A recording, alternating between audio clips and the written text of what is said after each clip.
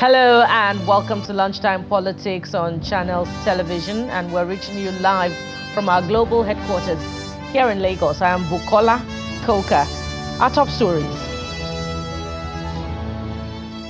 Rivers' former commissioner present at the presidential villa Truce meeting accuses the president of intimidation rather than agreement. A chieftain of the All Progressives Congress in Ondo State accuses acting governor Lucky Aiyedatiwa of undermining his principal, Rotimi Akeredolu. And members of the People's Democratic Party and the Labour Party defect to the All Progressives Congress in Ebonyi State.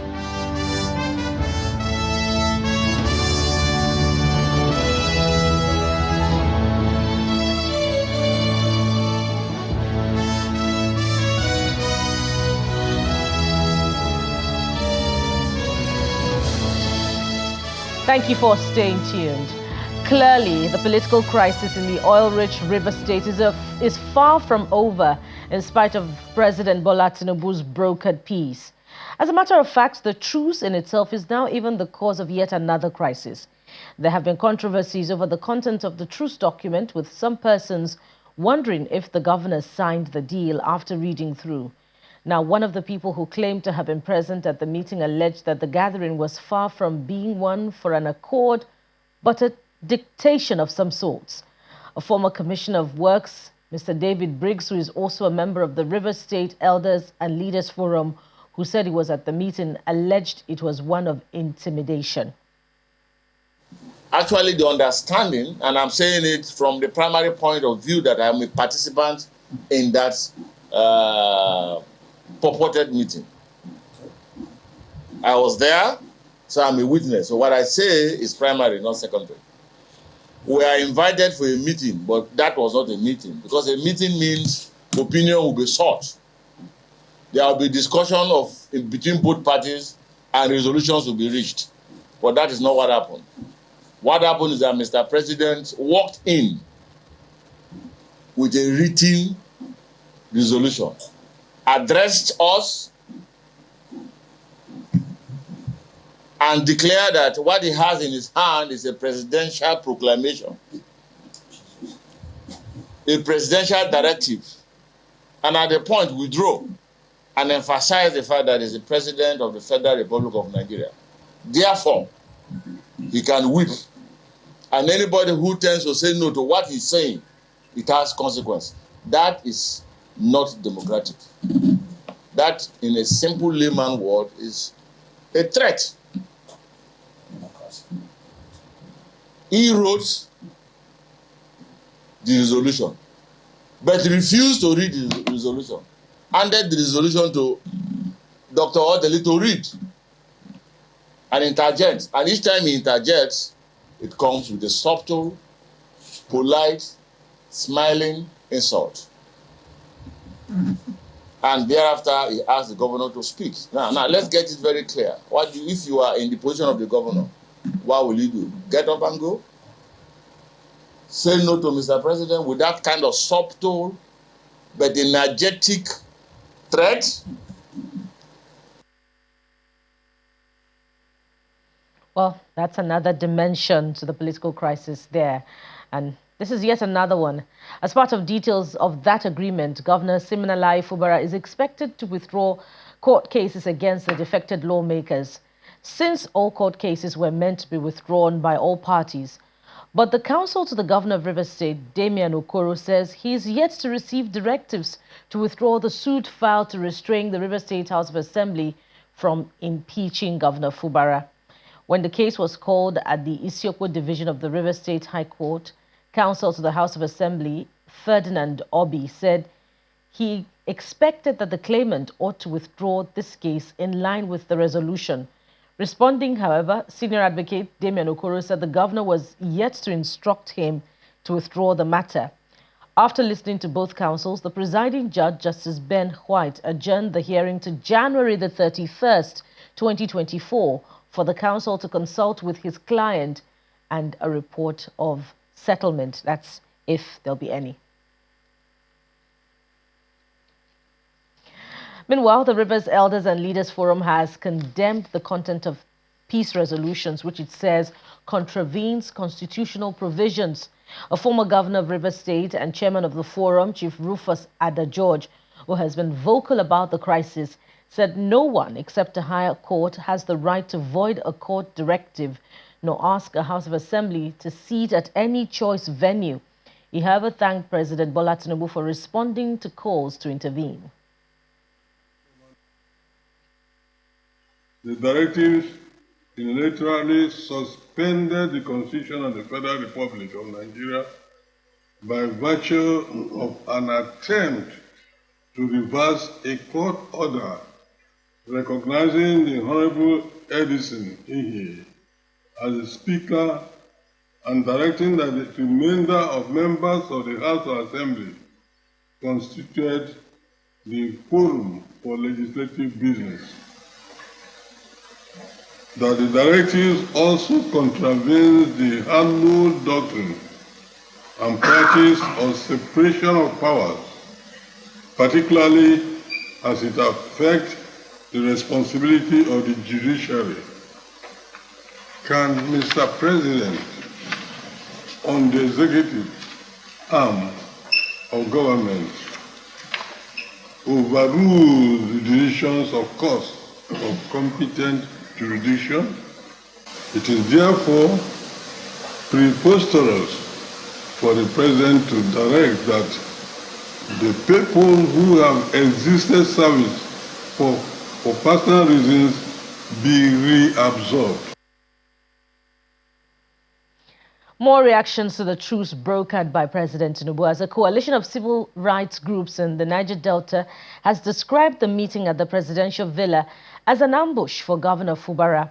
At a news conference in Abuja, leaders of the 8 groups, including Ijowari Worldwide, Niger Delta Non-Violence Agitators Forum, and the Niger Delta Unity Front, insists that the resolution from the Aso Rock meeting cannot be the solution to the troubles in the State Assembly.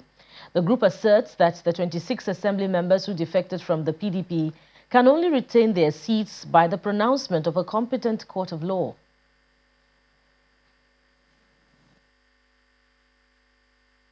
We totally frown and object to the purported resolution of the Monday, 18 December 2023 meeting that was convened by President Bola Ahmed Tinubu at the Aso Rock Presidential Villa, wherein the governor of Rivers State was ambushed and treated like a cockroach in the gathering of hens. A sad development where the governor was coerced to accept terms that are totally anti-people of Rivers State and therefore unacceptable. We join other multitudes of Nigerians who are showing solidarity and support to Governor Siminalayi Fubara to tell President Tinubu that he lacks the constitutional powers to direct Governor Siminalayi Fubara to jettison judicial judgments and other matters that are already in different courts. We therefore applaud and re-emphasize the position of the People's Democratic Party and the Speaker of the Rivers State House of Assembly, Right Honorable Edison Ehie, that the seats of those dissidents House of Assembly members remain vacant, and we urge INEC to expedite action in conducting by-elections to fill those 27 vacant positions. Away from Rivers politics now to Ondo State, and in just a little over a week after taking over an acting capacity as the governor of Ondo State, Mr. Lucky Aiyedatiwa may be having more to contend with, as some members of his party have accused him of undermining his principle. A chieftain of the party in the state, Mr. Shola Ajishafe, is accusing the acting governor of plans to reshuffle the state executive council to bring in more of his supporters. According to Mr. Ajishafe, there are plans in place for redeployment and transfers. He listed some of those to be affected by the reshuffling to include the Secretary to the State Government, Mrs. Oladunni Odu, who may resume at the Ministry of Commerce, while the Commissioner for Finance, Wale Akinteriwa, may be moved to the Ministry of Culture and Tourism. The APC chieftain also accused the acting governor of sponsoring protests calling for the resignation of the governor over his ill health.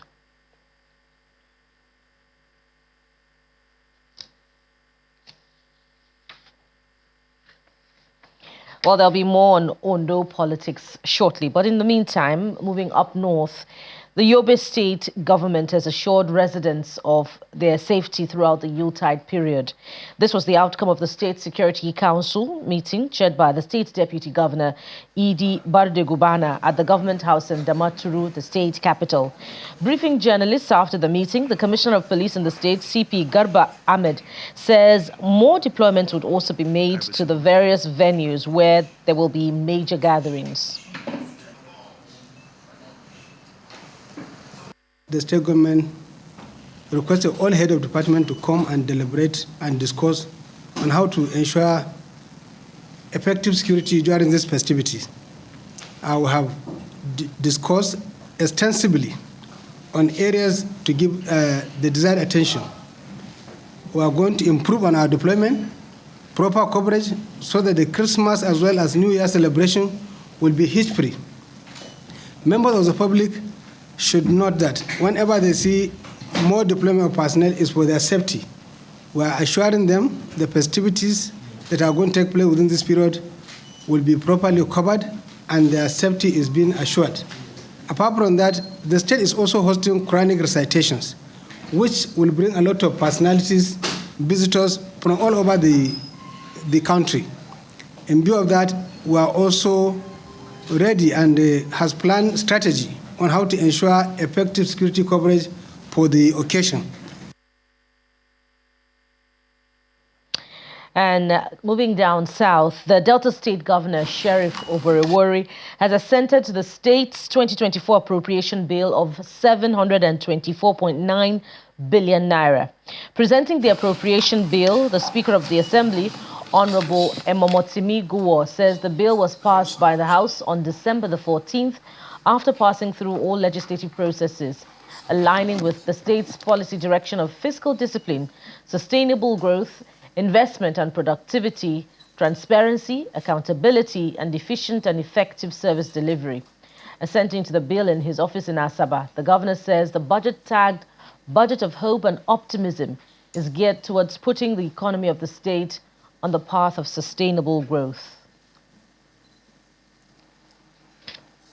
The budget today is very key to the developmental program of the state, because without the budget, we cannot operate the 2024 projects.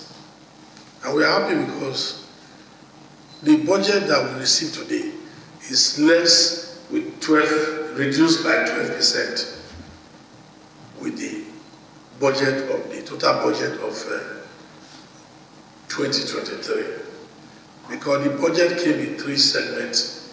Received the budget operating on, there was a supplementary budget by the immediate past governor, and when we came in, we did another supplementary budget amounting to 809.something billion. But we are grateful today that this budget is reduced because of physical discipline. You budget what you know that you can receive. We're also very careful. While other states are increasing their budget because of inflation, but we're very sure that we'll continue to work with what we have. Your Excellency, I wish to inform you that the committee's engagement with the MDAs further revealed the direction of the more agenda policies, programs, and projects of your administration. I am glad to inform you, Your Excellency, that the report of the Finance and Appropriation Committee on the Appropriation Bill 2024 encapsulated consensus viewpoints of the MDAs and the standing committees of the House. The budget passed by the House aligned with the policy direction of fiscal discipline, sustainable growth, investment and productivity, transparency, accountability, and efficient and effective service delivery.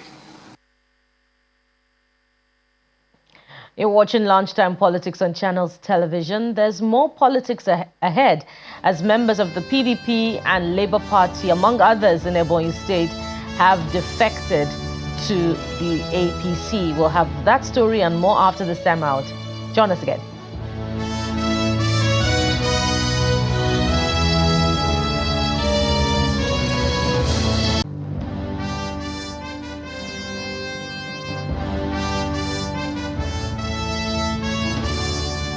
Welcome back.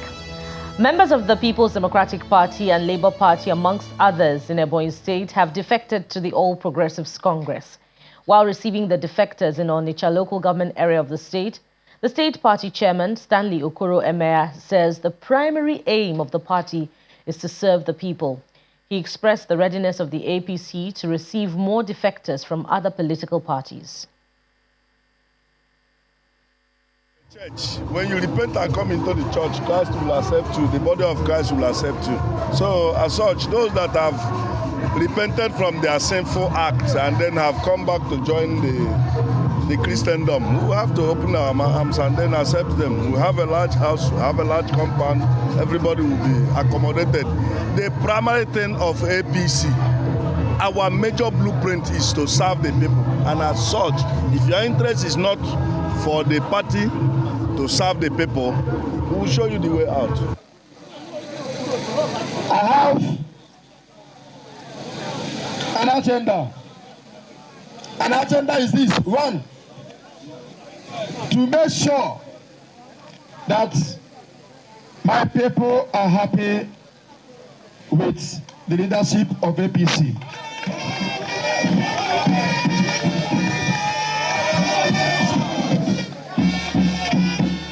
All my dream is to make my people happy.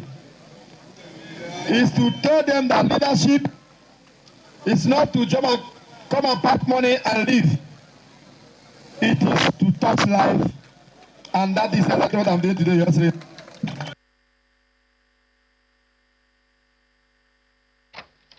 And now we return to our conversation on Ondo politics as we have joining us Chairman of the PDP in Ondo State, Mr. Fatai Adams. Mr. Adams, thank you for joining us on the program.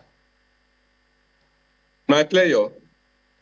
And as we start off, part of the disaffection of the PDP about the state of affairs, especially at the government house, was that the APC-led government should set politics aside and focus on the business of governance. Now, this has been done, as we see, with the handover of power to the deputy governor in acting capacity.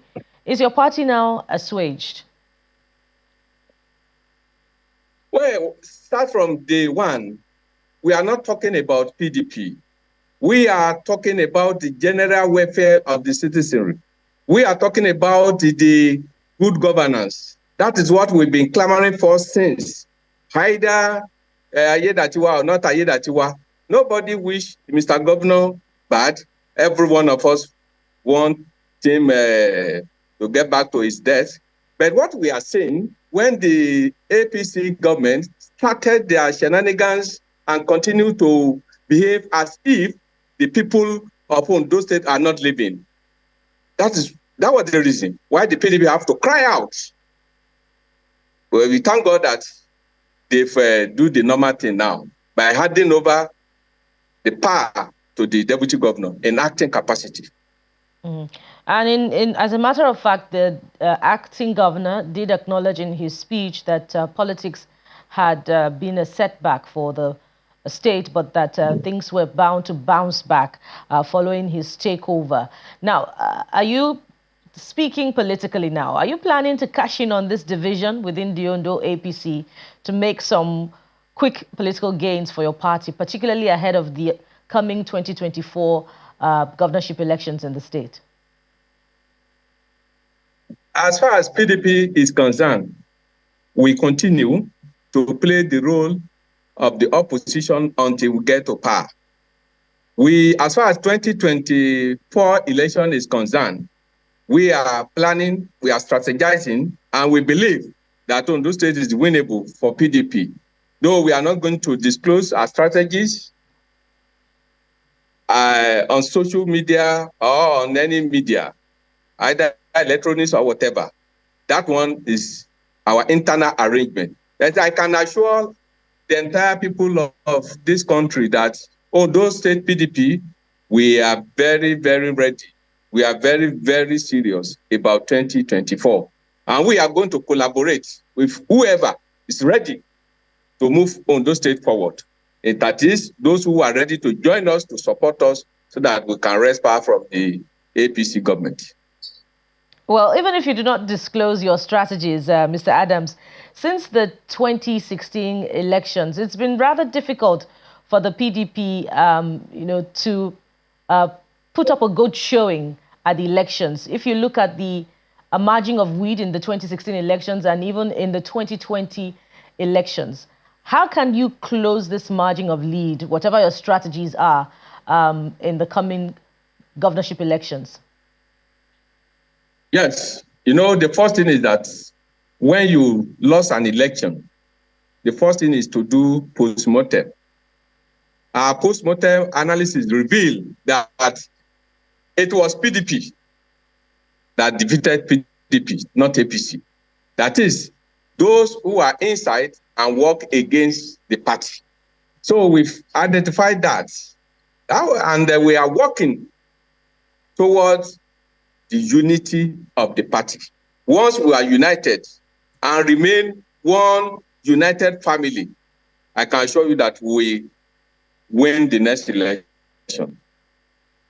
And are you one united family in the PDP? Reports say that there have been some defections in recent times. So even your own house may not be in order if defections are anything to go by. Reports say Ondo State House of Assembly former member Ade Adeni has defected. Former Senator Ayo Akinye-Lure has defected. Banji, Okunomo, Bode Obanla and the like have defected to the other party. That is not new, and it's not strange in politics, most especially Nigerian politics. You see politicians align and realign, carpet crossing here and there. That did not and will not deter us from winning the election. That cannot disturb us, and we are not deterred about that. As people are leaving, a lot are joining. I can assure you that of recent, the Labour Party in Ondo State, they are fully part of us. Other smaller parties, we are collaborating and they were prepared to join us. So APC members, leaders were joining us. So they were carpet crossing. The carpet crossing is not limited to one political party. As we have in PDP, we have the same thing in APC. They are only making noise. But even if you, ensure that you have the numbers, and when you talk about people joining you, can you also guarantee that there would be a consensus within the party on where to zone the elections to? There are reports that there's an increasing clamor for the ticket to be zoned to the south this time around.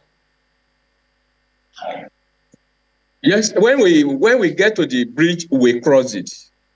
The most important, when you have layers of issues, you start from the topmost.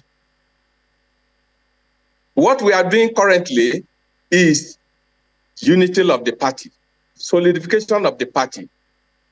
Once that is done, we sit down and look at it critically. If the proponent of opinion favors zoning, so be it.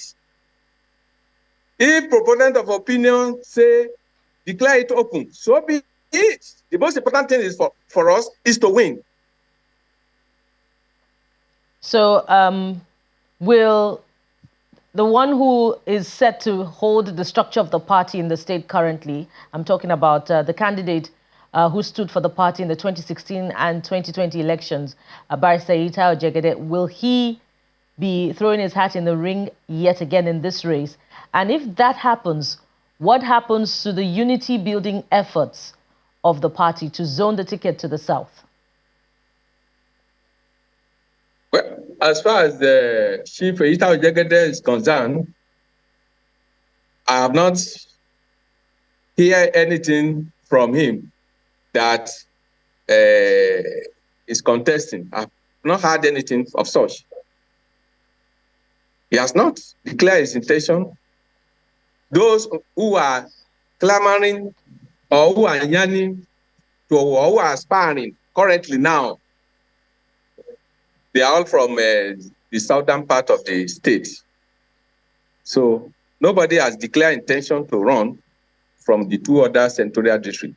But notwithstanding, the issue of zoning or not zoning will be determined by the leaders and members of the party. We have different structure of the party. We have the executive, we have the BOT, we have the state caucus. We have to consult widely. So whoever is joining the race will not create problem for the party. Well, that is the hope, Mr. Adams, and I was going to expand the conversation a lot further to ask what role former Governor Olusegun Mimiko will be playing. That's if he'll be featuring prominently in deciding who your candidate will be in this coming elections, but we'll have to take that on to our next conversation. We want to thank you very much, Mr. Fatai Adams, Chairman, PDP in Ondo State. You are most welcome. Being on the program today.